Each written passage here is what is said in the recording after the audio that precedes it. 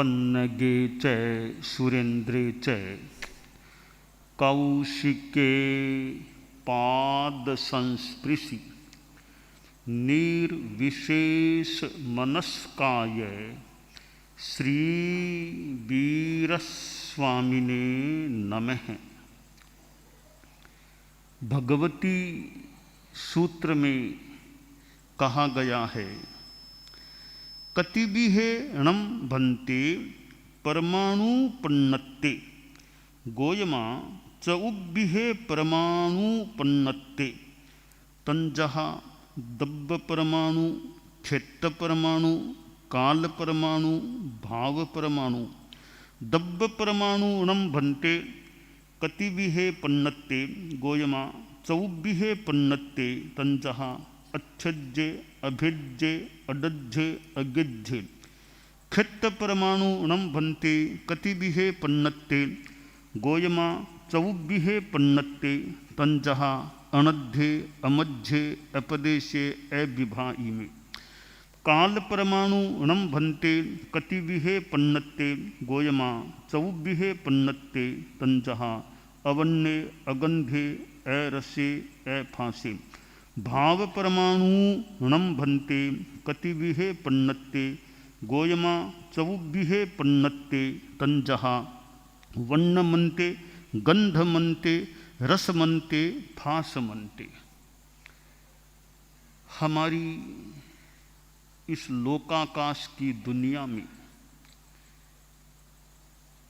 6 द्रव्य हैं कुल मिलाकर के। उनमें अमूर्त द्रव्य अधिक हैं।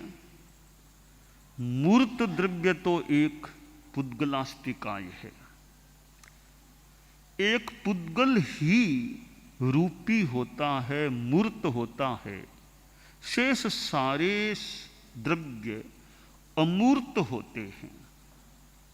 मूर्त रूपी वैसे मोटा मोटी एक ही बात है। मूर्त वह होता है जिसमें वर्ण है, गंध है, रस है, स्पर्श है। यानी पुद्गल की पहचान, पुद्गल की यह पहचान है, स्पर्श रस गंध वर्णवान पुद्गल है। लक्षण कह दें, पहचान कह दें कि पुद्गल वह होता है जिसमें स्पर्श रस गंध वर्ण ये 4 चीजें होती हैं। ये हैं तो पुद्गल है, ये नहीं है तो पुद्गल नहीं है और कुछ हो सकता है। तो पुद्गल का एक मूल लक्षण है, वह है वर्ण वत्ता गंध वत्ता रस वत्ता स्पर्श वत्ता। वर्ण गंध रस स्पर्शवान पुद्गल है। तो पुद्गल जगत है, वो भी विराट जगत है। कितने प्रकार के पुद्गल होते हैं और हमारे उपयोग में भी कितने पुद्गल आते हैं। हमारा जीवन चल रहा है, उसमें अनेकों का सहयोग योगदान माना जा सकता है। तो पुद्गल जगत का भी बड़ा योगदान है। हम खाते हैं, रोटी खाओ, साग लो, रोटी साग फुल्का, पुद्गल हैं। पुद्गल खाने में काम आते हैं। और ये पुद्गल कभी जीव सहित, और जीव सहित पुद्गल भी काम आ जाते हैं, जीव रहित पुद्गल भी काम आ जाते हैं। कि जीवत शरीर और जीव मुक्त शरीर, पुद्गल को 2 भागों में यूं बांट दें। एक जीवत शरीर जो हमारे काम आते हैं, जीवित शरीर वाले। एक दूसरे हैं जीव मुक्त शरीर। अब उदाहरण के लिए आपने कोई सचित वस्तु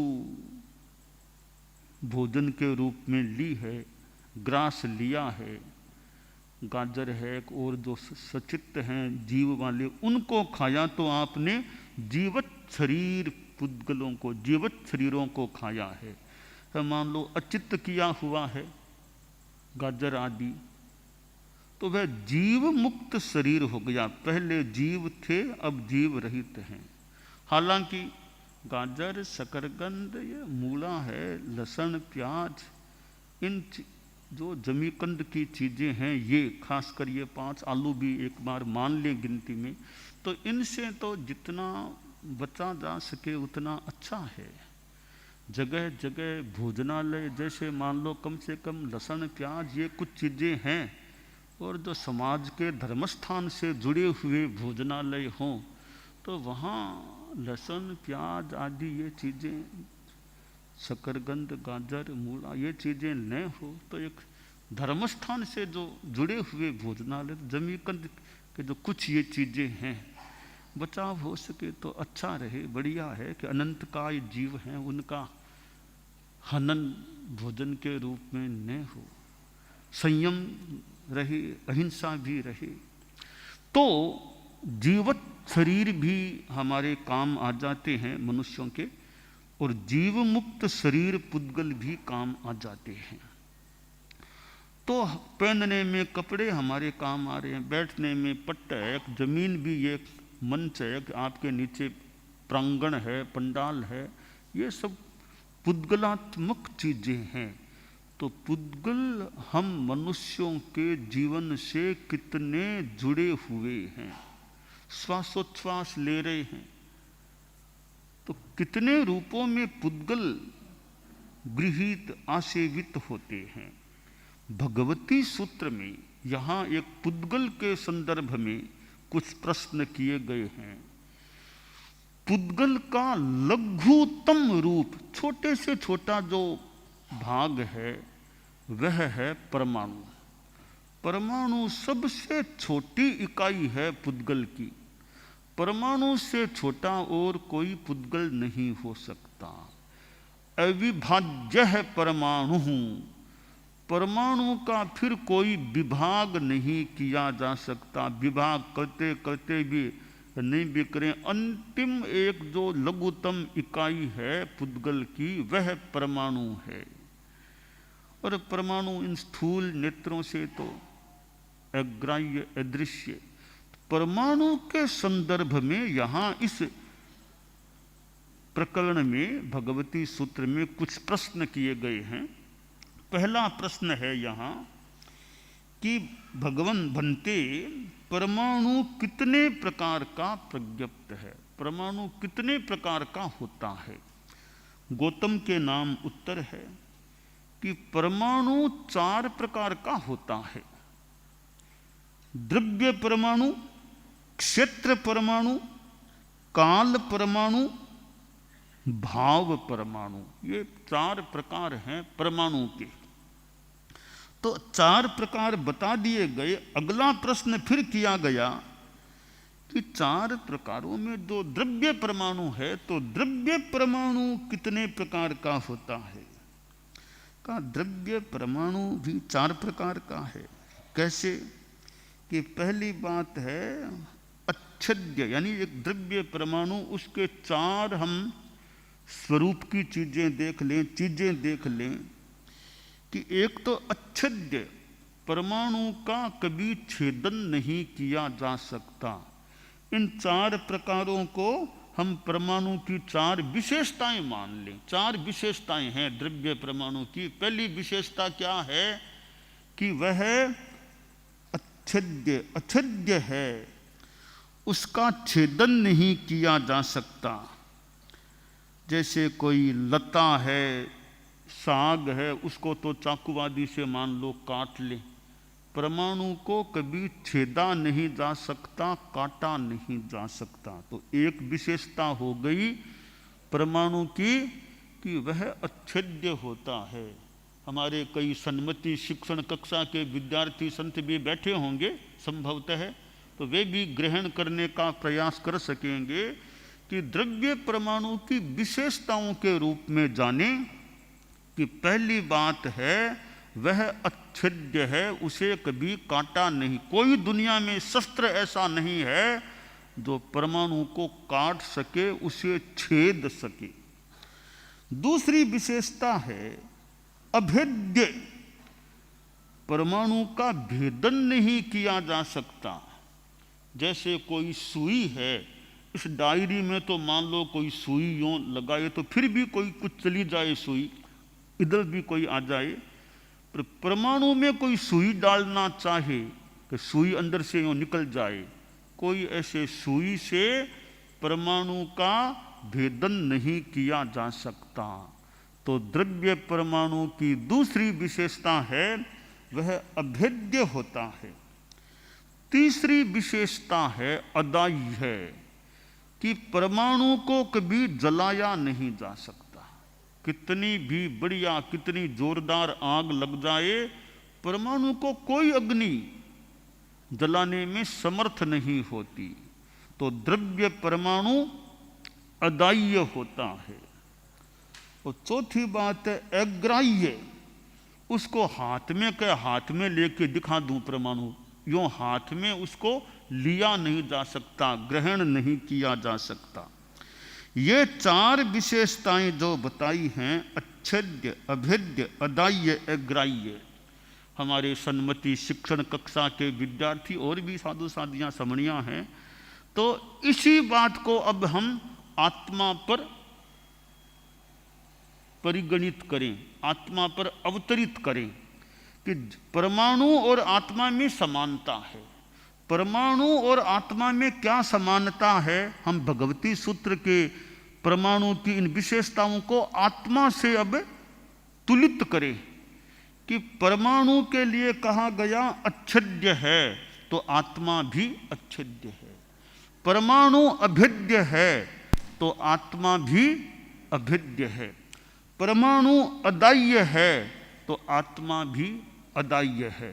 परमाणु अग्राह्य है, हाथ में लेकर नहीं दिखाया जा सकता यूं, तो आत्मा भी अग्राह्य है, उसे हाथ में लेकर नहीं दिखाया जा सकता। तो यह जो द्रव्य परमाणु की चार प्रकार की बात है, मैं इसे चार विशेषताएं निरूपित करने का प्रयास कर रहा हूं। तो ये चार विशेषताएं जो द्रव्य परमाणु की बताई गई है, वे ही चार विशेषताएं हम आत्मा पर भी घटित कर सकते हैं संभवतः कि आत्मा भी अच्छेद्य, अभेद्य, अदाह्य और अग्राह्य होती है। अगला प्रश्न किया गया कि परमाणु के जो चार प्रकार हैं उनमें दूसरा प्रकार है क्षेत्र परमाणु। तो क्षेत्र परमाणु कितने प्रकार का प्रज्ञप्त है? क्षेत्र परमाणु क्या होता है? सन्मति शिक्षण कक्षा के विद्यार्थी ध्यान दे सकेंगे। क्षेत्र परमाणु क्या है? आकाश प्रदेश, आकाश है इसका एक प्रदेश, वो भी एक एक प्रदेश अपने आप में क्षेत्र परमाणु हैं। तो क्षेत्र परमाणु के जो चार प्रकार हैं वो क्या हैं, वो उसकी विशेषताएं मान लें, उनकी स्वरूप की स्थितियां मान लें कि अनर्ध, अमध्य, अप्रदेश, अविभाज्य। कि जो क्षेत्र परमाणु यानी एक आकाश प्रदेश है, उसका कोई आधा हिस्सा, कि यह आधा हिस्सा, यह आधा हिस्सा, जो आधा आधा हिस्सा क्षेत्र परमाणु एक आकाश प्रदेश का नहीं किया जा सकता। अमध्य, कभी क्षेत्र परमाणु है आकाश प्रदेश, यह इसका बीच का भाग है, यह इधर का भाग, इधर का भाग, इधर का भाग, इधर का, यह बीच का भाग। ऐसा नहीं। भारत के तो भाग कल्पना से कर लो कि दक्षिण भारत, पूर्वी भारत, पश्चिमी भारत, उत्तरी भारत, कोई मध्य भारत, यूँ कल्पना कर सकते हैं, है बहुत अच्छी तरह हो जाता है। अभी दक्षिण भारत, पूर्वी भारत, पश्चिमी भारत, उत्तरी भारत, मध्य भारत। तो भारत देश की तो हम यूँ 5 भागों में कल्पना कर लें, पर परमाणु को कोई कहे कि भागों में बांटो, यह मध्य, यह इधर का, ऐसा नहीं। उसके कोई यूँ मध्य रूप में कोई भाग नहीं होता।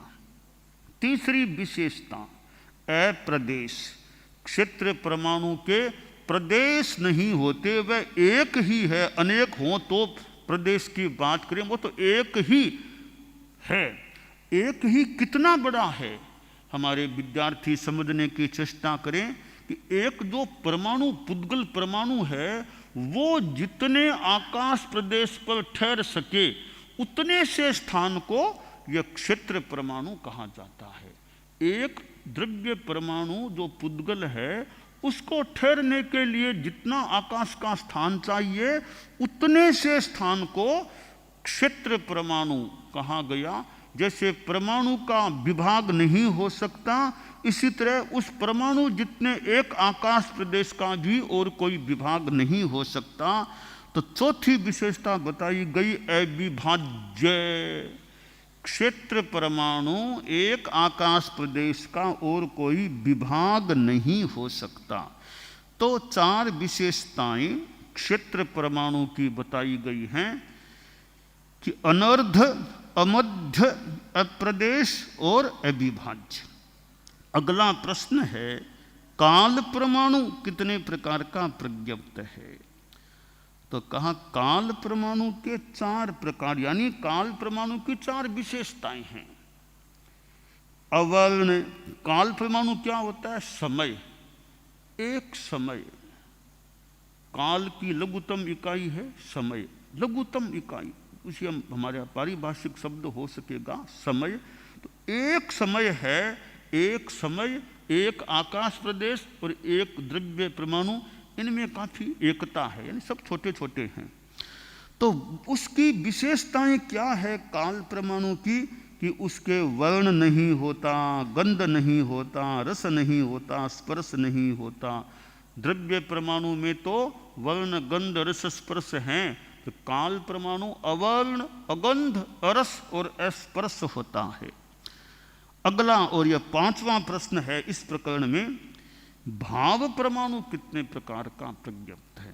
भाव परमाणु क्या होता है कि जो द्रव्य परमाणु है वो पुद्गल की लघुतम इकाई, उसके जो पर्याय हैं, जो उसके मूल मान लो लक्षण हैं, वो भाव परमाणु हैं। तो वह भाव परमाणु चार प्रकार का, जैसा कि मैंने पहले कहा था, वर्णवान, गंधवान, रसवान और स्पर्शवान। वर्ण, गंध, रस, स्पर्श, वत्ता, ये चार जो हैं वर्ण, गंध, रस, स्पर्श, ये भाव परमाणु के प्रकार हैं। तो यहाँ भगवती सूत्र में परमाणु के चार प्रकार बताए गए हैं। द्रव्य परमाणु, क्षेत्र परमाणु, काल परमाणु, भाव परमाणु। हमारे साधु साधियाँ, समणियार, उपासक आदि भी हैं। एक छोटा सा तात्विक बोल हो गया कि परमाणु के चार प्रकार होते हैं, द्रव्य परमाणु, क्षेत्र परमाणु, काल परमाणु और भाव परमाणु। फिर इन चारों की और बातें हैं। मूल में इतना सा एक तात्विक बोल यह बन सकता है कि परमाणु के चार प्रकार भगवती सूत्र के आधार पर हैं, द्रव्य परमाणु, क्षेत्र परमाणु, काल परमाणु, भाव परमाणु।